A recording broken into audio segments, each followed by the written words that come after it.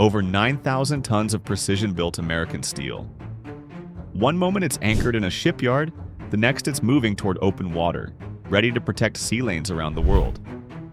What most people don't realize is this: the way the US Navy launches its newest destroyers looks nothing like the old Hollywood image of a dramatic slide or a shattered bottle on the bow.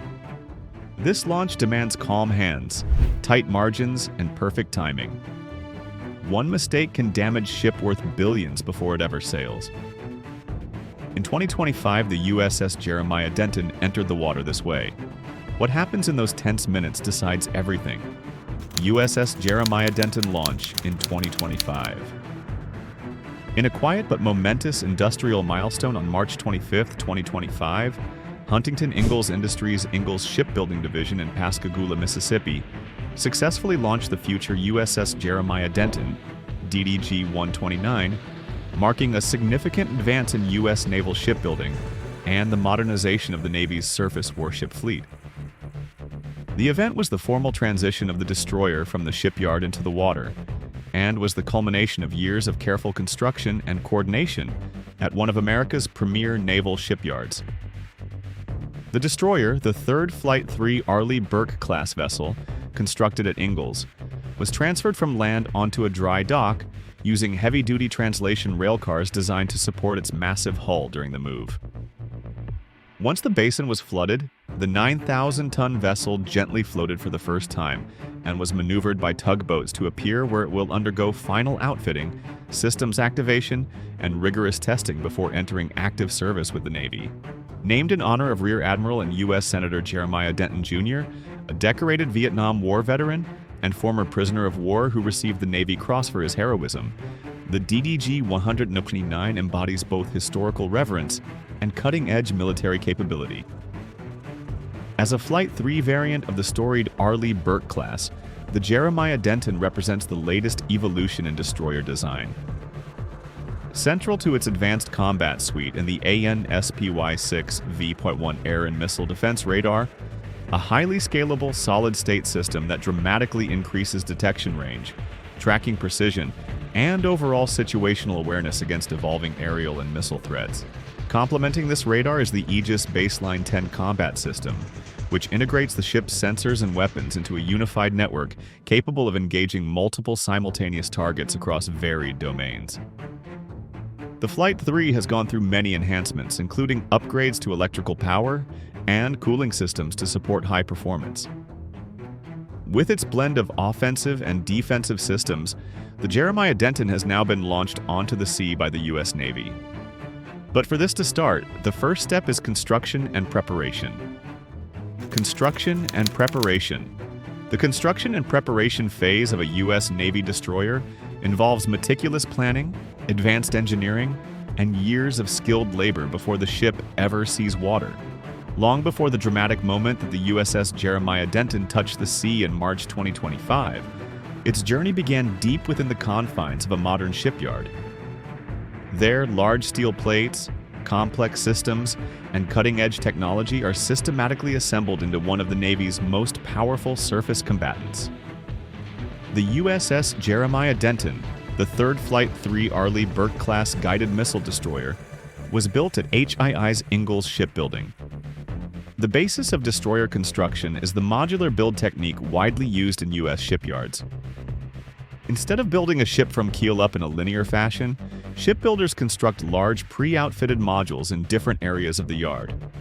These are blocks of the hull and superstructure that already contain piping, wiring, and equipment. Then, these modules are brought together and welded into the larger hull structure. This method not only improves efficiency, but also allows different facets of the ship to be outfitted simultaneously, reducing overall build time and improving quality control. With computer-aided systems, they can precisely make hundreds of unique components that must fit perfectly together like a puzzle. Once the structural backbone of the destroyer has taken shape, the focus turns to integrating the ship's critical combat systems. For Flight III destroyers like Jeremiah Denton, this includes the AMDR and Aegis Baseline 10 combat system. These advanced systems require careful installation and testing while the ship remains on land, ensuring that they are fully supported by power generation and cooling infrastructure before any water is introduced. Throughout the construction phase, numerous inspections and quality assessments take place, both by the shipbuilder and Navy representatives, to ensure that each system meets strict operational standards. But constructing a destroyer isn't always easy, and the U.S. Navy has to deal with accidents and mishaps, like the case with the USS Delbert D. Black. USS Delbert D. Black. In March 2019, long before the USS Delbert D. Black ever saw the open sea, there was an unexpected mishap at Ingalls Shipbuilding in Mississippi, which threatened to derail the guided missile destroyer's construction timeline and inflict serious damage on the vessel itself. At around 10:12 a.m. on March 29th, the heavy-lift vessel Hawk, arriving from abroad with a massive floating dry dock in tow, was maneuvering into the shipyard basin when things went awry. The Hawk, one of the world's largest semi-submersible transport ships, was approaching a berth to deliver the dry dock when it struck an electrical testing barge that was moored alongside the Delbert D. Black, which was still under construction and not yet delivered to the Navy. The force of that collision pushed the barge into the destroyer's hull and superstructure, breaching its skin and allowing water to enter internal compartments. The destroyer suffered significant structural harm, with damage to its hull plating and weather decks that required extensive repairs before the ship could proceed further in its build process. Workers on the destroyer and yard facilities ended up with minor injuries, and about 15 gallons of mineral oil were discharged into the Pascagoula River because of the impact. In fact, the scale of the damage to assets like the barge, floating dry dock, pier, and the destroyer itself was estimated to be worth over $30 million. This shocking incident also affected the schedule and expected launch of the Delbert D. Black. Industry and naval officials worked closely to ensure that the destroyer would resume progress towards completion, despite the setback. Eventually, the destroyer was repaired and delivered to the U.S. Navy, but only after it completed the next step, which is the naming and christening ceremony. If you're finding this fascinating, don't forget to hit that like and subscribe button before we go on. Ceremony, naming, and christening. In the world of naval shipbuilding, there are few moments steeped in tradition and ceremony as the naming and christening of a new U.S. Navy destroyer. Long before a vessel like the future USS Jeremiah Denton hits the water, it is publicly recognized and spiritually welcomed into the fleet through a time-honored ritual. The christening ceremony was held at the shipyard where the destroyer was built, and there the ship will be formally bestowed its name in a moment that blends solemnity with celebration. The ship's sponsor is a very important part of the event. This is a civilian who has been chosen because of her personal connection to the ship's name or her standing in the community. Most times, sponsors of destroyers are women, and for the Jeremiah Denton vessel, the honor fell to his daughters. They carried forward the legacy of their father's service with their presence. The climax of the ceremony arrives when the sponsor, standing at the bow, breaks a bottle of ceremonial liquid, like champagne or sparkling wine, against the hull. As the bottle shatters, she declares the ship's name and wishes it safe passage and good fortune. This symbolic act, deeply rooted in naval custom, is meant to bless the ship and every sailor who will serve aboard her. The practice echoes ancient maritime traditions, where offerings and rituals secure protection from the dangers of the sea. Christening ceremonies often feature remarks from senior naval officials, speeches honoring the ship's namesake, and performances of patriotic music, including the national anthem. Others who attend include representatives from the shipbuilder, local elected officials, and members of the ship's future crew. As the christening ceremony is quite important, there have been cases in the U.S. Navy where accidents and technical issues made it hard for this to happen. Zumwalt-class destroyer problems. The Zumwalt-class destroyer program, which gained fame as the U.S. Navy's most advanced surface combatant of the 21st century, became known for its technical challenges and delays as much as for its groundbreaking design.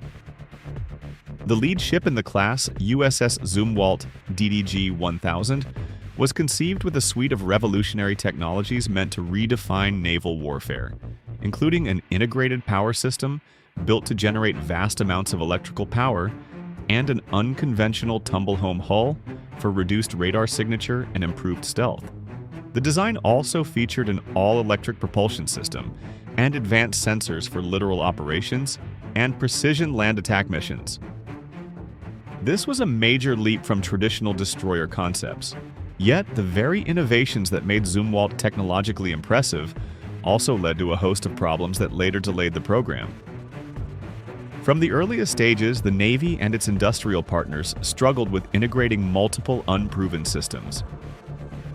The IPS is meant to distribute power flexibly across propulsion, weapons, and ship services, but it faced a lot of delays that kept pushing key testing milestones well beyond their planned dates. The tests had to be postponed, increasing risks that newly installed systems could require rework after shipboard installation. These complicated challenges slowed down development and affected the delivery timelines for the lead ships. Zumwalt's delivery was postponed because engineers and technicians were scrambling to fix all the systems that were facing developmental slowdowns and similar issues with electrical systems on other ships. The high-profile nature of the program brought even more attention when the christening of USS Zumwalt itself was postponed in October 2013 because of a U.S. government shutdown. It was hampered by all the technical challenges and budget problems. What was supposed to be 32 ships in the Zumwalt class ended up as 3 instead, primarily because of the costs and technical hurdles. So yes, it's not always easy for the US Navy to launch a brand new destroyer into the sea. But once the construction and christening is over, the next step is for the destroyer to be physically launched into the water. The physical launch into water. The moment a US Navy destroyer first meets water is the culmination of months of construction and preparation. Shipbuilders choose one of 3 historical methods to make that transition smooth, safe, and controlled. For modern Arleigh Burke-class destroyers, only one method is standard. The process is less dramatic but reflects centuries of maritime evolution and modern engineering precision. For most of naval history, the most familiar way to launch a destroyer was the traditional slipway slide, where the vessel is built on a sloped ramp leading directly into a body of water. At the critical moment, restraints and supports are released and gravity takes over. The destroyer glides stern first down greased ways into the water. Launching mechanisms are designed to manage the descent and reduce friction, often producing the dramatic splash that you might have seen from historical launch footage. This method has also been used for warships and merchant vessels. But when there's limited space, like a narrow river or inland channels, shipbuilders use the side launch to launch the destroyer. Instead of moving end-on into the water, the ship enters broadside from a specially prepared cradle. This method, which saw widespread use in the 19th century, and during periods of intense shipbuilding activity, creates a spectacle as the hull enters the water laterally. This process demands precise calculations of buoyancy and stability to keep the vessel upright and undamaged. Modern naval shipyards, including those that produce US Navy destroyers, almost exclusively use the float-out from a dry dock method. In this approach, the destroyer is constructed in a basin or enclosed dry dock adjacent to open water. When the hull and major systems are ready for their first taste of the sea, engineers slowly flood the dry dock with seawater. As the water level rises, the ship becomes buoyant and gently floats for the first time.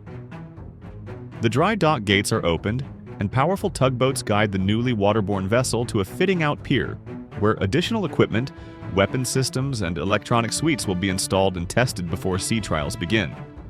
This is the method used for all Arleigh Burke-class destroyers. But sometimes, launching the destroyer from the port doesn't always happen smoothly. And once the US Navy ended up damaging a destroyer right at the moment when it was being launched. USS Cleveland side launch incident. In April 2023, the US Navy experienced a rare but shocking mishap when the future USS Cleveland, LCS-31, ended up damaged during its ceremonial entry into the water at the Fincantieri Marinette Marine shipyard. The vessel was the last Freedom variant littoral combat ship ever built at the yard. It was being side-launched when the incident occurred on 5 April 2023. The USS Cleveland represents the 16th and final unit of the Freedom-class littoral combat ships, a program designed to produce fast, agile vessels with modular mission packages for roles including anti-submarine warfare, mine countermeasures, and surface combat in coastal waters. Built with a steel monohull and advanced propulsion systems, the ship was slated for further fitting out and trials following its launch. As the Cleveland slid sideways into the Menominee River, the assist tugboat, which was tasked with guiding the hull and ensuring proper alignment, ended up much closer than it was supposed to beneath the ship. When the LCS hit the water, it generated a large wave that washed over the tug, and the two vehicles collided against each other. Fortunately, no one was injured, and the damage to the Cleveland didn't cause flooding. But they had to repair the destroyer's hull permanently before its commissioning, which is the final step to launching a destroyer into the sea. Sea trials and commissioning. Once a new U.S. Navy destroyer like the future USS Jeremiah Denton first meets the water, the rigorous phase of sea trials is what determines whether it's truly ready for service. These at-sea tests take place over weeks and push the ship's systems and crew to their limits under real ocean conditions. The trials focus on propulsion, steering, electrical and mechanical systems, navigation performance, and for destroyers today, integration of their advanced combat systems.